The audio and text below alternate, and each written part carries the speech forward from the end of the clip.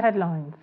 Rivers crisis deepens as Fubara directs administrative heads to take charge of local government as violent protest erupts. Police arrest suspected notorious gang leader in Yobe. Fulani brothers, 2 others rescued in Lagos State. And on the foreign scene, 64 people missing and many rescued from 2 shipwrecks off Italy. Hello, welcome to News Update. My name is Lilian Ogazi.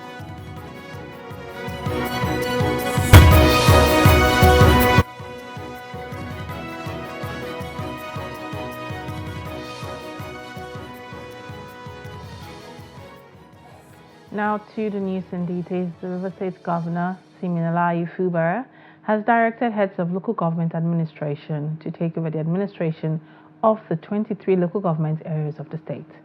The 3-year tenure of the immediate past local government area chairman was expected to expire on Monday, but the affected council chairman said they will not vacate office, citing the law proclaimed by the 27 pro-Wike lawmakers led by Martins Amewule, which extended their tenure for 6 months. As reason, they will remain in office.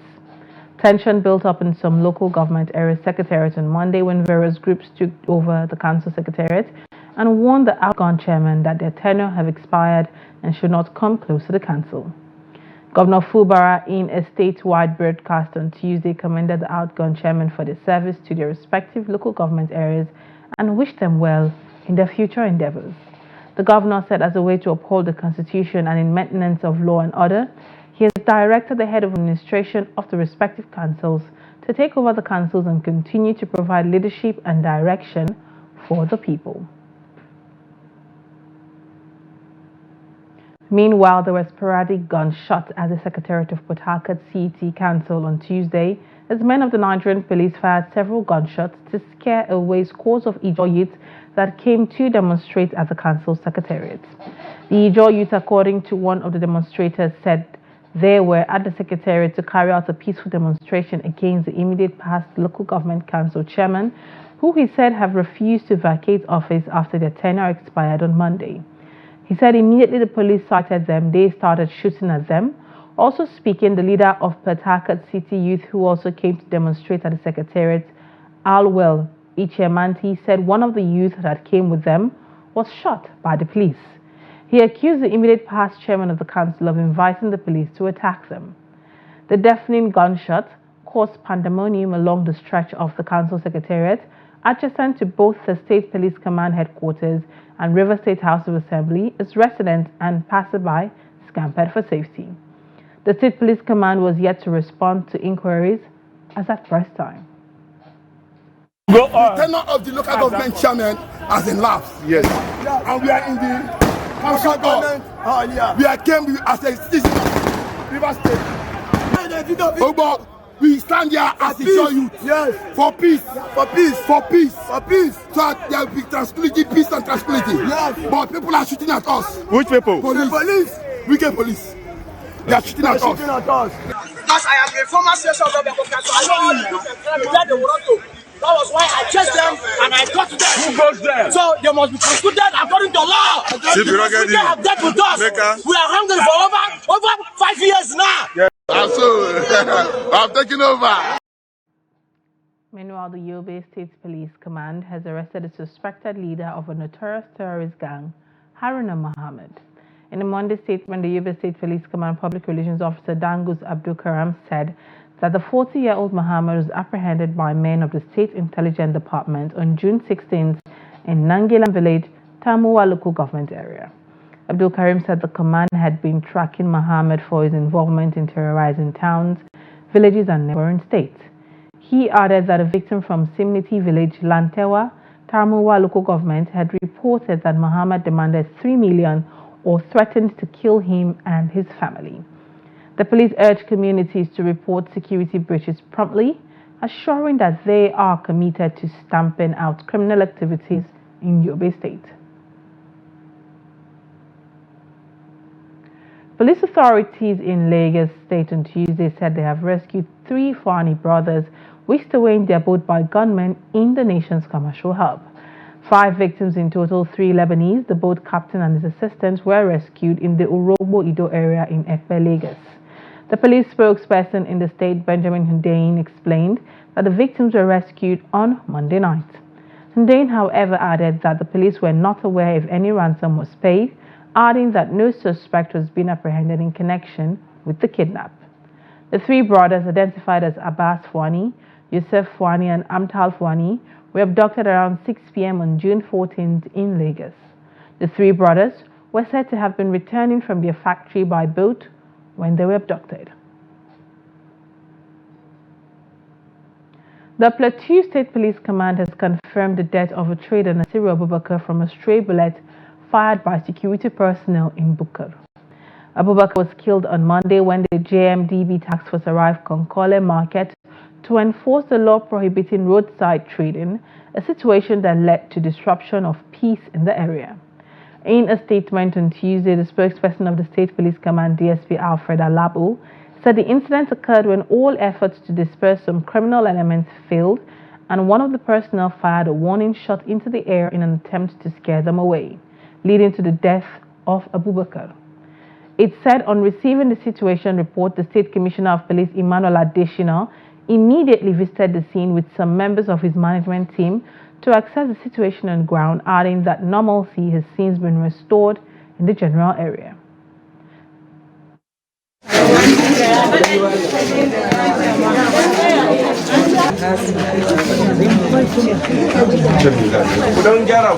Kalla Abdullahi, can muka sashi da zaka a kwance. Sani haka ra'a can si can.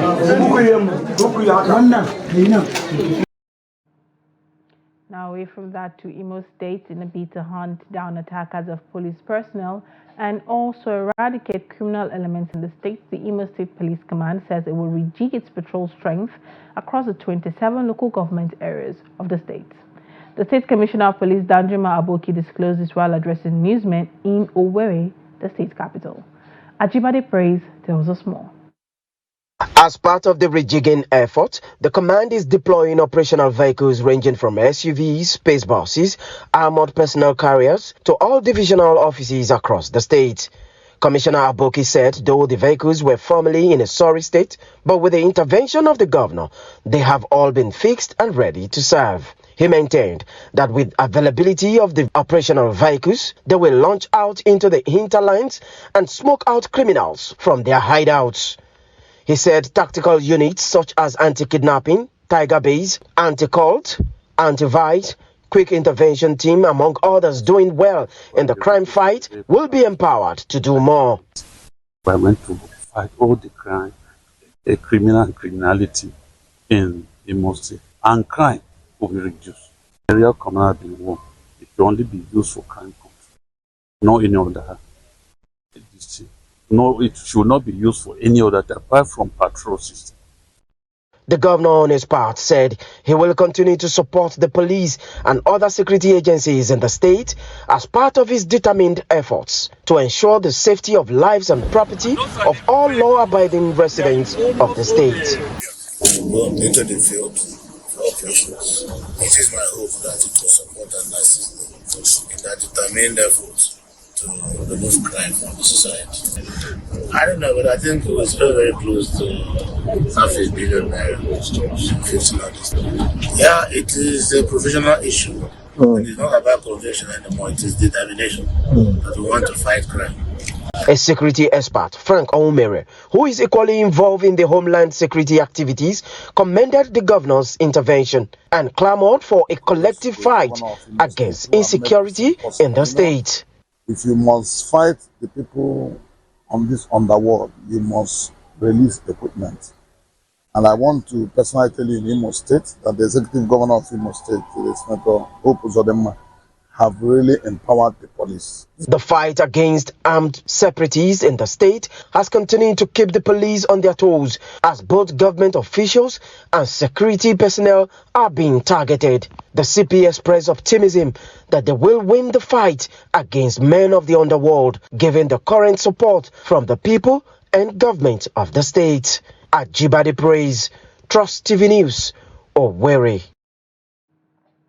Now, away from there, the chairman of Kacha local government area of Niger State, Dan Lamin Abdullahi Saku, has been reportedly beaten by party supporters over alleged debts.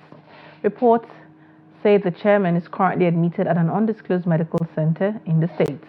A party official in the local government told Trust TV on condition of anonymity that the chairman was beaten for his failure to pay back the over ₦1 million he borrowed from his campaign almost 2 years after his election. He said his car was recently seized by his creditors and also released following interventions from some party leaders. Some sources, however, said he was attacked by hoodlums hired by his creditors for failure to pay back the loan he took to fund his campaign.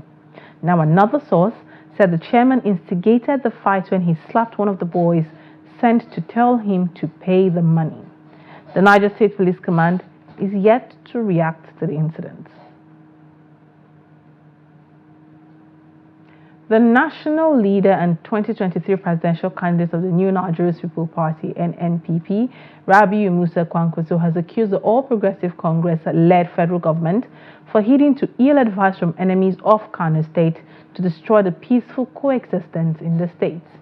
Kwankwaso was reacting to the ongoing situation in Kano, where he said federal security agencies with constitutionally assigned responsibility for ensuring peace, law and order have been backing the deposed emir of Kano, Aminu Ado Bayero. Speaking at a flag-off ceremony for the construction of 82 kilometers rural road network at his hometown, Madobi, Senator Kwankwaso said people of Kano will resist any attempt to undermine the constituted authority in the state. The New Nigeria's People Party national leader further stated that the federal government is listening to some unpatriotic politicians from Kano who will only contribute to its failure, adding that the people of the state will resist any attempts to undermine the constitutional responsibility of the governor by any individual or group. Moving to Eid celebrations now as part of celebrations marking the Eid al-Kabir, the leadership of the National Assembly has visited President Bola Tinubu at his Lagos residence, praying for peace and progress in the country. Led by the Senate President Godswill Akpabio, the delegation assured the President of continued legislative support for the realization of national objectives through his renewed hope agenda. The report. President Tinubu, while receiving the National Assembly members, acknowledged the challenges and the task ahead, assuring the nation of his unwavering determination to turn things around. He said his administration is implementing significant policy changes which were long overdue in order to reform governance and position the country for progress and shared prosperity for the citizenry. President Tinubu challenged citizens to have a change of mindset about Nigeria if the nation is to overcome its current challenges. We just have to jointly embrace the campaign to change our value system, to really tell our people that the challenge we face is for all of us to change our mindset about our country. We are working at that, and together we'll continue. Yes, separation of power. Patriotism, dedication, and commitment. The National Assembly leadership also reaffirmed its commitment to supporting the vulnerable, acknowledging the challenges inherited by the president, and expressing their collaborative determination to work towards a brighter future for all Nigerians.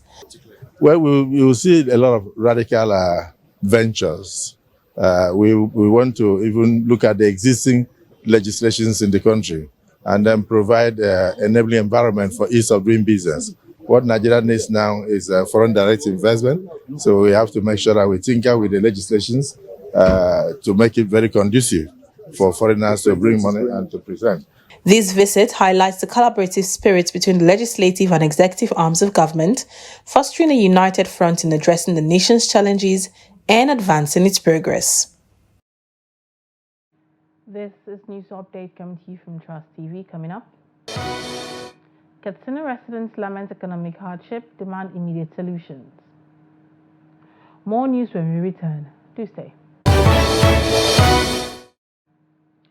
You are welcome back to News Update here on Trust TV. If you're just joining us, let's take a look at our headline stories again. Rivers crisis deepens as Fubara directs administrative heads to take charge of local government as violent protest erupts. Police arrest suspected notorious terrorist gang leader in Yobe. Now, moving on, the Chief of Army Staff, Lieutenant General Torid Lagbaja, has assured that troops at the front line of the fight against insurgency in the northeast will be rewarded for their sacrifices towards national security. He gave the assurance during the Eid Salah luncheon with recuperating soldiers of Operating Hadinkai and the commissioning of road and office project at the Malmari cantonment. Trust TV's Butrus Kurutsi reports.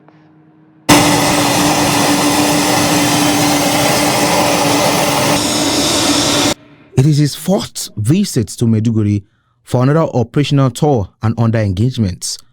The Chief of Army Staff came to Malmari cantonment to commission 2 road projects and a headquarters complex.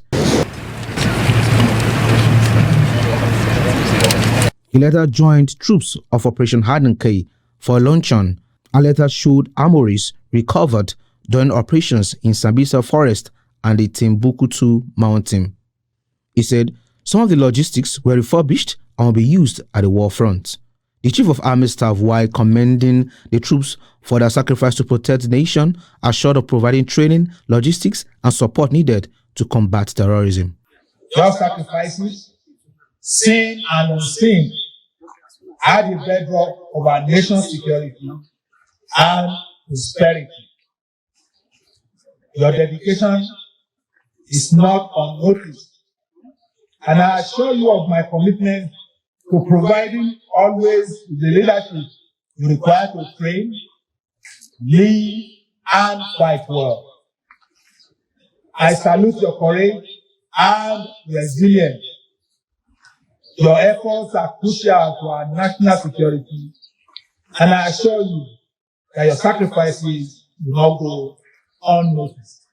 The visit of the Chief of Army Staff will boost the morale of the war front troops in the battle to end insurgency in the northeast region.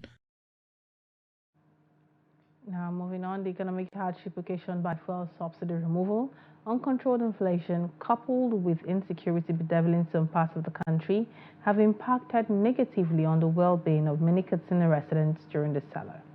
As a result, many residents were not able to afford new clothes, Salah meals and sacrificial animals, or even attend the annual Salah Durbar organized by Katsina and Daura Emirates. Abdullah Yamadi tells us more. It has been a long-standing tradition for sons and daughters of Katsina from within and outside the state to witness the annual Salah Dubars at least twice in a year.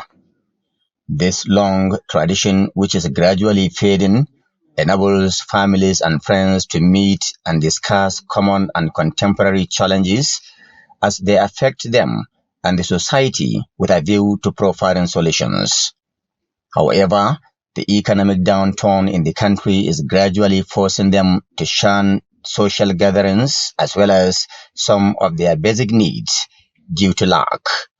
In spite of all this, some people trooped out to the major routes leading to and from the old government house Katsina venue for the annual Hawan Sarki.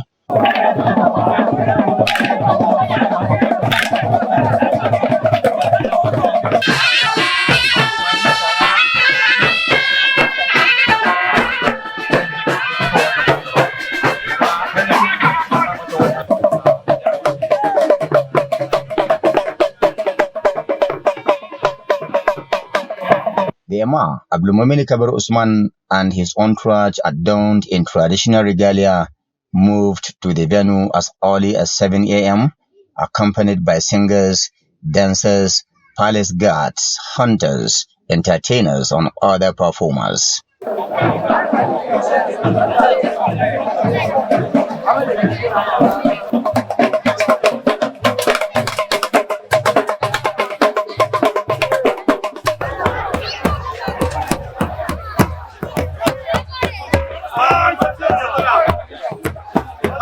While exchanging pleasantries with the deputy governor, The Emir Abdulmumin Kabir Usman urged residents to shun envy, enmity, hatred, and also called for togetherness and love for one another in order to help reduce the scourge of banditry in Katsina State.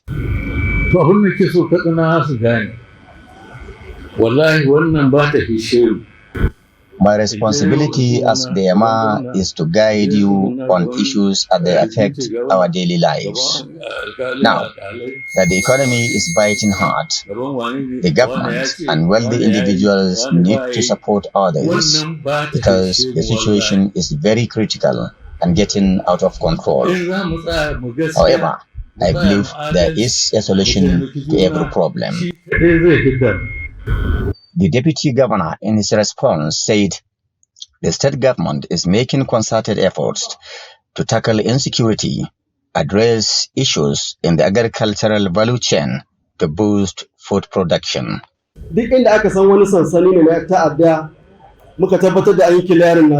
The Decorator's administration is restoring peace at the frontline local governments and other areas, so I urge residents to exercise patience.